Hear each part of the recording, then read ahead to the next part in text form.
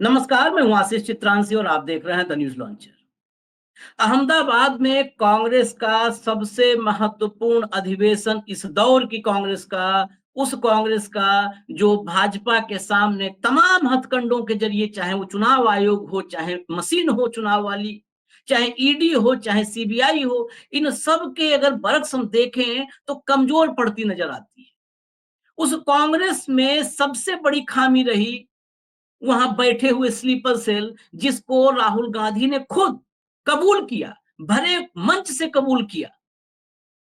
अब इस अधिवेशन में जब तैयारियां जोरों पर हैं और कांग्रेस के लिए इस वर्ष को, पूरे साल को 2025 को संगठनात्मक वर्ष घोषित कर दिया गया है, यानी संगठन मजबूत करेंगे, ग्रास रूट लेवल तक फिर से कांग्रेस में ऊर्जा भरेंगे, तो अहमदाबाद में आज कई भाषण सुनने को मिले। राज्यसभा सांसद इमरान प्रतापगढ़ी शायर हैं, कवि हैं, खड़े हुए मंच पर। इमरान का भाषण मैंने गौर से सुना, क्योंकि इमरान के भाषण में उनका जमीनी जो है राजनीति में उनकी पकड़ कितनी है, इस पर अभी भी सवाल हैं। लेकिन भाषण में वो ऊर्जा है जो कार्यकर्ताओं को खड़ा कर सकती है, कार्यकर्ताओं में उत्साह भर सकती है। इमरान ने लेकिन आज भाषण में सिर्फ उत्साह भरने वाली जोरदार बातें ही नहीं की, आज स्लीपर सेल पर सीधा अटैक किया अपनी पार्टी के। राहुल गांधी ने शायद वो सबकी जुबान खोल दी है, जो दिल में कसक थी वो जुबान पर ला दी है, जो बोलना तो चाहते थे बोल नहीं पाते थे। इमरान ने कहा कि कौन कहता है, किसने कहा कि मैं आंधियों के साथ हूं, किसने कहा कि मैं आंधी के साथ हूं, गोडसे के दौर में मैं गांधी के साथ हूं। इसके बाद उन्होंने सीधे पार्टी छोड़ने वालों पर हमला बोल दिया और बखिया उधेड़ कर रख दी। हालांकि सिर्फ इमरान प्रतापगढ़ी ने नहीं, उनके बाद आए लोकसभा में डिप्टी जो उपनेता हैं, डिप्टी हैं, उनके सेनापति हैं कह लीजिए राहुल गांधी के, तरुण गोगोई के पुत्र गौरव गोगोई ने भी सीधा हमला किया। जो कांग्रेस पार्टी में रह करके कांग्रेस पार्टी के प्रति वफादार नहीं है, निष्ठावान नहीं है, कांग्रेस की विचारधारा से उनका लेना देना नहीं है, कांग्रेस में बैठकर वो बीजेपी की मनोकामनाओं की पूर्ति का साधन बने हुए हैं, वहां उन्होंने भी अटैक किया। दोनों का मैं भाषण आपको सुनवाऊंगा, उसके पार्ट सुनवाऊंगा। सबसे पहले इमरान को सुनिए। ये किसने कहा आपसे आंधी के साथ हूं, ये किसने कहा आपसे आंधी के साथ हूं, मैं गोडसे के दौर में गांधी के साथ हूं। इस राष्ट्रीय अधिवेशन में पूरे भारत के एक एक छोर से, एक एक राज्य से आए हुए कांग्रेस पार्टी के जो तमाम सदस्य यहां पर उपस्थित हैं, मैं आपकी ऊर्जा को सलाम करता हूं और मैं आज जो प्रस्ताव पेश हुआ है उस पर बात करने के लिए आपके बीच में खड़ा हूं। एक ऐसा मुश्किल दौर है जब सत्ता में बैठे हुए सत्ताधीशों ने नफरत को अपना परमानेंट हथियार बना लिया हो। ऐसे समय में कांग्रेस पार्टी देश के हर कोने में जा करके मोहब्बत की बात कर रही है, प्यार की बात कर रही है, और इस जो कार्यक्रम का नाम है वो न्याय पथ है। न्याय पथ यानी कि इंसाफ का रास्ता, और उस इंसाफ के रास्ते पर अपने अतीत की विरासत को संभाल करके, संजो करके लेके चलता हुआ एक ऐसा न्याय का योद्धा जिसका नाम राहुल गांधी है, जो हम सब के लिए प्रेरणा का स्रोत है। मैं गुजरात में खड़ा हूं, जो महात्मा गांधी का गुजरात है, जो सरदार वल्लभ भाई पटेल का गुजरात है। तो मैं इस गुजरात में खड़ा होकर के अपने अतीत और अपने वर्तमान को मिलाता हूं, तो मैं ये महसूस करता हूं और फख्र से सोचता हूं कि मैं वो हूं, मैं कांग्रेस का अदना सा एक वो सिपाही हूं जिसकी जड़ें जाकर के महात्मा गांधी से मिलती हैं और जिसके कदम जाकर के राहुल गांधी से मिलते हैं। मैं सौभाग्यशाली हूं कि मैं कांग्रेस पार्टी का एक अदना सा सिपाही हूं। साथियों, मैं कोई लंबा चौड़ा भाषण करने के लिए नहीं खड़ा हूं, बस आपसे यह कहना चाहता हूं, ये जो न्याय का पथ है, हम सब इस न्याय के पथ पर चलने के लिए संकल्पित हैं। हमारा समर्पण इस न्याय के पथ के लिए है, हमारा संघर्ष इस न्याय के पथ के लिए है। मेरे भाई शशि थरूर जी बोल रहे थे, सचिन पायलट जी ने बोला, हमारी बहन गेनी बेन ने बोला, उसके बाद इमरान बोल रहा है। इन 4 नामों में ही आप ये पाएंगे कि उत्तर से लेकर के दक्षिण से लेकर के गुजरात से लेकर उत्तर प्रदेश तक कांग्रेस यही तो है। कांग्रेस यही तो है, देश को समेटने और एकजुट करने का नाम कांग्रेस है।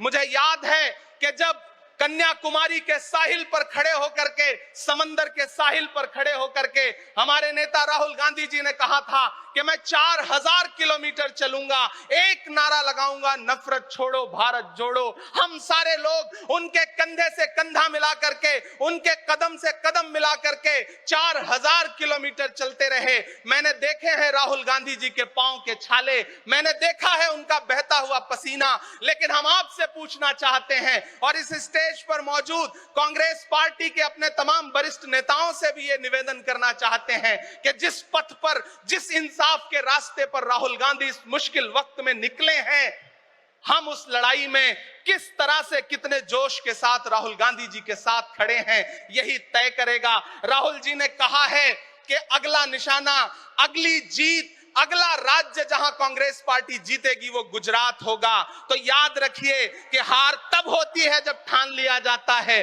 हार तब होती है जब मान लिया जाता है, जीत तब होती है जब ठान लिया जाता है। अगर हमने ठान लिया कि जहां से आज सत्ता के शीर्ष पर बैठे हुए लोग नफरत परोसने का काम कर रहे हैं, असमानता का काम कर रहे हैं, संस्थाओं को कुचलने का काम कर रहे हैं, उनके खिलाफ अगर हमने उन्हीं जड़ों में जाकर के मेहनत की, हिम्मत दिखाई, तो मुझे पूरा यकीन है कि जिस तरह अंग्रेजों के खिलाफ लड़ते हुए कांग्रेस पार्टी ने इस देश को स्वतंत्रता संग्राम के जरिए आजादी दिलाई थी, तो ये लड़ाई भी उस स्वतंत्रता संग्राम से कम नहीं है। उस लड़ाई का नेतृत्व महात्मा गांधी जी कर रहे थे, तो इस लड़ाई का नेतृत्व राहुल गांधी जी कर रहे हैं और हम सारे लोग राहुल गांधी जी के साथ खड़े हैं। हो सकता है कुछ लोग इस सफर में, इस मुश्किल सफर में छोड़ के चले गए हों, उन्हें नजरअंदाज करिए और एक नई पीढ़ी, एक नई ऊर्जा के साथ राहुल जी के साथ खड़ी हो। मैं तो कहना चाहता हूं कि कांटे गुल के साथ नहीं चल सकते हैं, बुज़दिल खुल के साथ नहीं चल सकते हैं, रास्ते में जो छोड़ गया उसे जाने दो, सब राहुल के साथ नहीं चल सकते हैं। आप सारे लोग, हम सारे लोग और इस देश के लाखों लाख करोड़ों करोड़ लोग राहुल गांधी जी के साथ खड़े हैं और यहां खड़ा होकर के इस देश के पिछड़ों को, आदिवासियों को, दलितों को, अल्पसंख्यकों को मैं सबको भरोसा दिलाते हुए इतना कहना चाहता हूं कि मेरे भाई, कांग्रेस ही है जो आपकी असली लड़ाई लड़ रही है। मुझे वो दिन याद है कि ये सरकार जब एक बिल लेकर के आई तो रात के 3 बजे भी आदरणीय सोनिया गांधी जी राज्यसभा में मौजूद थी इस देश के लिए, इस संविधान के लिए लड़ाई लड़ने के लिए, और राहुल गांधी जी भी लोकसभा में मौजूद थे उससे एक दिन पहले। जिस संजीदगी के साथ वो लड़ाई लड़ रहे हैं, हम सारे लोग उनके साथ खड़े हैं। और मैं ज्यादा भाषण नहीं करूंगा, जाते जाते बस आपसे इतना कह के जाना चाहता हूं साथियों कि ये न्याय का पथ और एक छोटी सी कविता, और उस कविता का जो शीर्षक है, उस कविता का जो हीरो है वो मंच पे मौजूद है। मैं चाहता हूं पीछे तक एक बार दोनों हाथ उठा करके तालियां बजाएं। मैं अगले 1 मिनट के कविता सुना करके यहां से आपसे विदा लूंगा। कन्याकुमारी से जो सफर शुरू हुआ था वो अहमदाबाद तक लगातार जारी है और आगे भी जारी रहेगा। और कल ही राहुल जी परसों बिहार से लौटे हैं, तब ये कविता मैं सुनाता हूं कि उदास मौसम बदल रहा है, उदास मौसम बदल रहा है, धुएं का पर्वत पिघल रहा है, दिलों में लावा उबल रहा है। सुबह सुबह जब हुजूम लेकर सफर पे निकले तो यूं लगे है कि जैसे सूरज निकल रहा है। वो चल रहा है, वो चल रहा है। वो कह रहा है कि नफरतों से जो दिल है टूटे मैं जोड़ दूंगा। एक नारा नफरत छोड़ो भारत जोड़ो, एक नारा नफरत के बाजार में मोहब्बत की दुकान खोल ली है। वो कह रहा है कि नफरतों से जो दिल है टूटे मैं जोड़ दूंगा। वो कह रहा है हर एक दरिया, हर एक तूफान को मोड़ दूंगा। सुनो सितमगर, न समझो डर कर मैं अपने लोगों को छोड़ दूंगा। सितम की गर्दन मरोड़ दूंगा। सितमगरों की हर एक ख्वाहिश, हर एक साजिश कुचल रहा है। वो चल रहा है, वो चल रहा है। अंतिम पंक्तियां पढ़ता हूं कि जमाने भर की तमाम माओं ने हाथ उठाकर दुआएं दी हैं। जमाने भर की तमाम माओं ने हाथ उठाकर दुआएं दी हैं, तमाम बच्चों ने इस तपस्वी का माथा चूमा, बलाएं ली हैं। जो नफरतों का जहर भरा है, ये बन के शंकर निगल रहा है, वो चल रहा है, वो चल रहा है। मोहब्बतों की किताब लेकर, लबों पे अपने गुलाब लेकर, मोहब्बतों की किताब लेकर, लबों पे अपने गुलाब लेकर, सुनहरे रंगों का ख्वाब लेकर वो आया है इंकलाब लेकर।